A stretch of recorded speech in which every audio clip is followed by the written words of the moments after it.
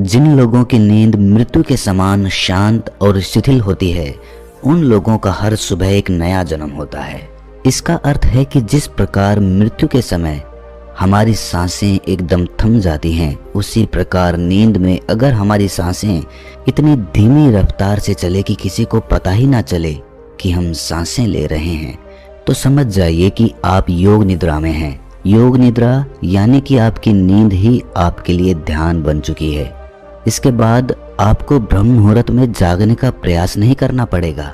आपका शरीर अपने आप ही बिस्तर को ब्रह्म मुहूर्त में अपने आप छोड़ देगा, क्योंकि साधारण नींद को पूरा होने में 8 घंटे का वक्त लगता है, लेकिन योग निद्रा में वही नींद 4 से 5 घंटे में पूरी हो जाती है। लेकिन अपनी सांसों को योग निद्रा के अनुसार ढालने के लिए आपको कुछ बातों का ख्याल रखना होगा। सबसे पहली बात, अगर आपको ब्रह्म मुहूर्त में उठना है तो उसके लिए अपने शरीर के साथ जोर जबरदस्ती नहीं करनी है। अगर आपकी नींद पूरी नहीं हुई है तो आपको कोई भी अलार्म यूज करने की जरूरत नहीं है, क्योंकि अगर आप नींद पूरी हुए बिना ही ब्रह्म मुहूर्त में उठ जाते हैं तो आप ब्रह्म मुहूर्त की ऊर्जा का भरपूर उपयोग नहीं कर पाएंगे।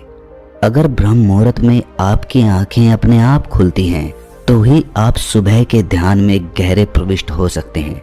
लेकिन अगर हम अपने साथ जबरदस्ती करते हैं तो हमारा पूरा दिन तनाव में बीतेगा, थकावट में बीतेगा। ब्रह्म मुहूर्त में जागने की तैयारी पिछली रात को की जाती है, तो वो तैयारी क्या है, चलिए एक एक करके जानते हैं। ध्यान से सुनिए। सबसे पहली बात, 9 बजे सोने की तैयारी कर लीजिए। ये समय निश्चित कर लीजिए कि आपको किसी भी हालत में 9 बजे अपने बिस्तर पर पहुंच जाना है और बिस्तर पर पहुंचकर शिथिल और शांत होकर सो जाना है।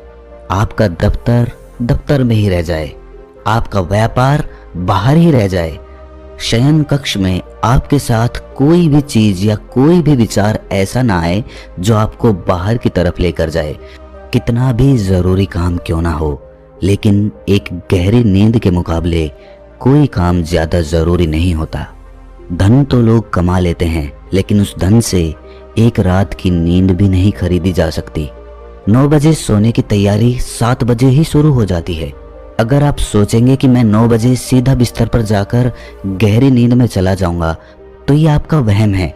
गहरी नींद यानी कि योग निद्रा में जाने के लिए आपको सोने से पहले कुछ तैयारियां करनी होती है और उन तैयारियों में तकरीबन 2 घंटे का वक्त लगता है। इसीलिए मैं कह रहा हूं कि 9 बजे सोने के लिए 7 बजे से तैयारी शुरू कर दो। सबसे पहले 7 बजे तक अपना रात्रि का भोजन समाप्त कर लो। आपने कभी ख्याल किया है कि खाना खाते ही हमें कुछ देर में नींद आने लगती है? ऐसा क्यों होता है? इसका जवाब है कि खाना पचाने के लिए हमारे शरीर को आराम चाहिए होता है। नींद का एक सबसे महत्वपूर्ण उद्देश्य होता है खाने को पचाना। पूरी रात हमारा पाचन तंत्र उस खाने को पचाने में लगा रहता है जो हम सोने से पहले खाते हैं। आप रात्रि का भोजन जितनी जल्दी करेंगे, खाना उतनी जल्दी पच जाएगा और आपकी नींद पूरी हो जाएगी। आयुर्वेद में रात्रि के भोजन के लिए जो समय निश्चित किया गया है वो सूरज छिपने से पहले का किया गया है, और रात्रि का भोजन जितना हल्का होगा, हमारा पाचन तंत्र अपना काम उतनी ही जल्दी पूरा करेगा। इसीलिए रात्रि के भोजन में हमेशा हल्का खाना ही खाएं।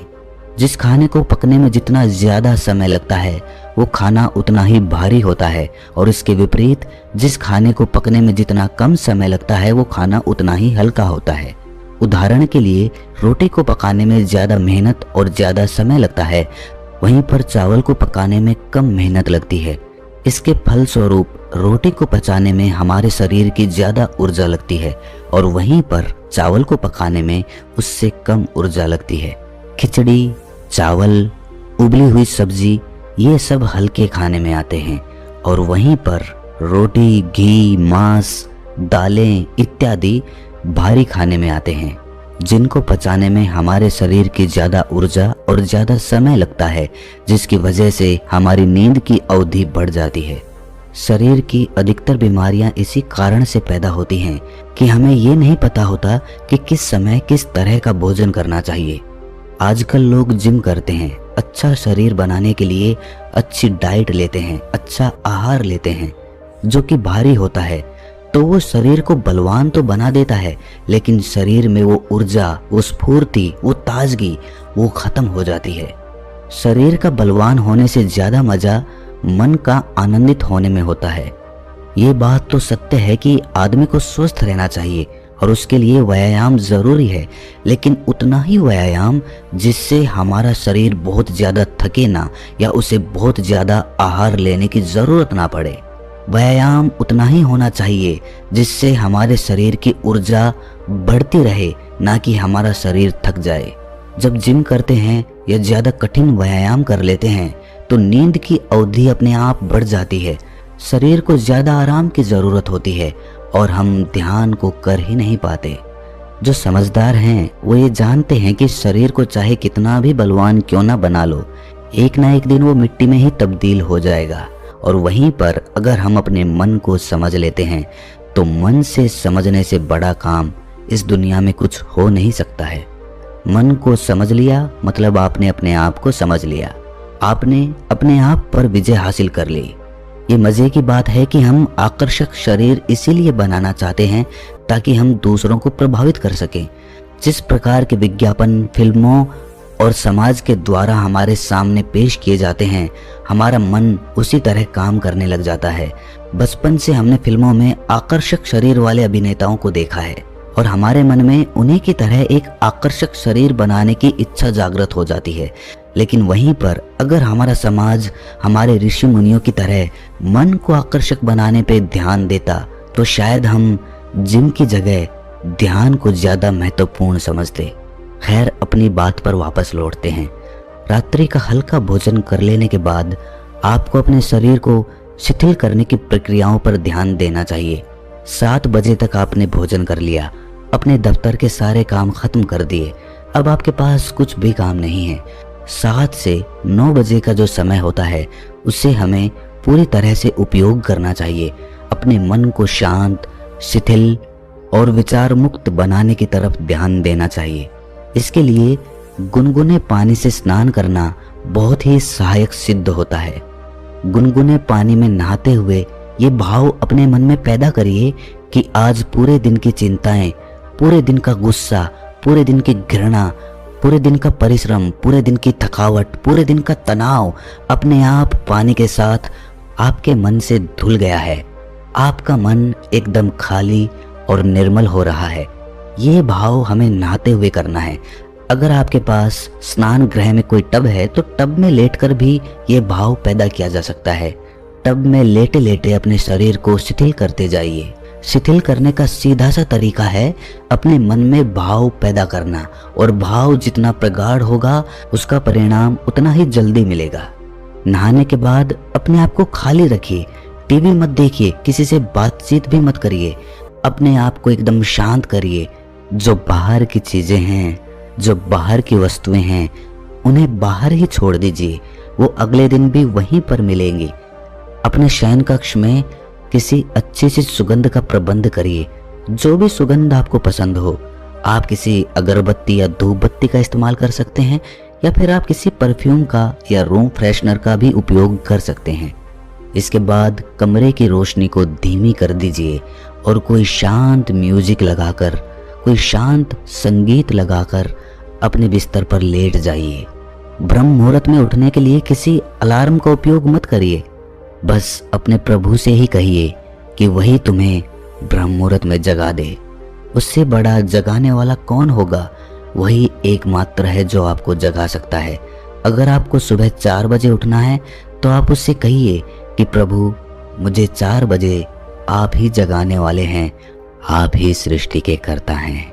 और धीरे धीरे ये भाव अपने मन में बनाते हुए आप नींद की आगोश में चले जाएं। 21 दिन तक ये प्रयोग करने के बाद आपको खुद ही एहसास होगा कि आप अपनी नींद में भी जागे रहते हैं। अब आपका जागरण पूर्ण हुआ। अब आप योग निद्रा में प्रविष्ट हो चुके हैं। जिस नींद को पूरा होने में 8 से 10 घंटे का समय लगता था और उसके बाद भी मन में थकावट बनी रहती थी, अब वही नींद 4 से 5 घंटे में पूरी होकर भी आपको चुस्त बनाए रखेगी, क्योंकि अब आपकी नींद वास्तविक नींद है। पहली वाली नींद में आप अपने सपनों में चलते रहते थे। आपका मन, आपका मस्तिष्क निरंतर काम करता रहता था। आपका पाचन तंत्र अलग क्रियाओं में लिप्त रहता था। लेकिन अब ना तो आपके मन में कुछ विचार चलते हैं, ना आपको सपने आते हैं, और ना ही आपके पाचन तंत्र पर उतना दबाव बना रहता है। और इसीलिए आपके शरीर की ऊर्जा, आपकी ताजगी सबको हैरान कर देगी। अब आप बिल्कुल भी नहीं थकेंगे, ना आपको आलस्य आएगा, ना आप तनाव में रहेंगे। पूरा दिन ताजगी से भरा हुआ, नएपन से भरा हुआ, हर काम में आनंद आने लगता है। योग निद्रा में पहुंचने के बाद आपका ध्यान करना भी सरल हो जाता है।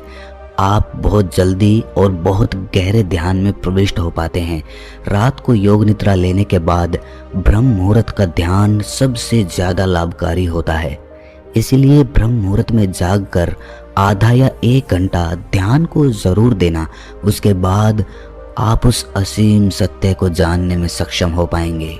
आप उस विराट को समझ पाएंगे। आप वो देख पाएंगे जो कण कण में बसा हुआ है और हम आज तक देख ही नहीं पाए। आप वो समझ पाएंगे जो सभी शास्त्रों और सभी वेदों का निचोड़ है, जो सभी ऋषि मुनियों की सीख है और जिस पर पूरा आध्यात्म टिका हुआ है। शास्त्र, वेद या ज्ञान कुछ याद करने की चीज नहीं होती है, ना ही रटने की होती है। वो तो अनुभूति करने की होती है। जब तक आप अनुभव नहीं करेंगे तब तक वो कचरा है, उसका कुछ उपयोग नहीं है। वो ज्ञान सिर्फ आपके मन पे एक भार बना देगा, एक दबाव, एक तनाव पैदा कर देगा। लेकिन जब आप उसे अनुभव कर लेंगे तो वही ज्ञान आपके लिए आनंद बन जाएगा। क्या नींद के बारे में अब भी आपके कोई सवाल हैं? अगर हाँ तो कमेंट सेक्शन में ज़रूर पूछिए, मैं उनका जवाब दूंगा। और अगर आपको ये वीडियो अच्छी लगी तो इस चैनल को सब्सक्राइब करके नोटिफिकेशन बेल को ज़रूर प्रेस कर देना, ताकि हम जो भी वीडियो डालें जो कि सभी ज्ञानवर्धक होती हैं वो आप तक